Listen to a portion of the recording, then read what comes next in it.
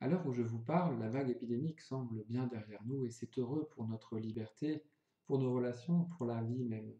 Mais pour beaucoup, les séquelles sont encore bien présentes. L'angoisse, la fatigue, les séparations ont laissé des traces. Derrière nos masques, nos visages ont la marque qui de l'épuisement, qui du stress de l'avenir, qui du deuil et du chagrin. Dans ces contextes, les vacances qui arrivent permettront-elles d'être une vraie respiration? Mieux encore, permettront-elles de retrouver l'énergie perdue entre les murs du handicap et du confinement additionné? Chacun le souhaite et l'espère.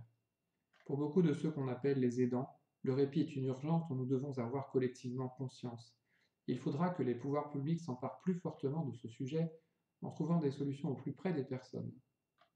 D'autant qu'en cet été post-traumatique, le ressourcement ne pourra guère être trouvé dans les habituelles sessions spirituelles, festivals, autres pèlerinages le plus souvent annulés, qui donnent tant d'élan avant d'affronter une nouvelle année.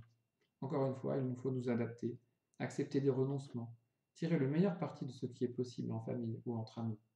Toutefois, un secours est toujours disponible et jamais trop loin, la nature. Elle qui n'a pas cessé de travailler tout ce printemps sous nos yeux devenus attentifs, offre en été une plénitude qui ne lasse pas. L'eau des sources, la générosité du soleil et autres fruits abondants sont autant de cadeaux à saisir, comme des reflets de Dieu à contempler. Par elle, avec elle, nous nous sentons vivants. Oui, cet été, laissons la nature prendre soin de nous.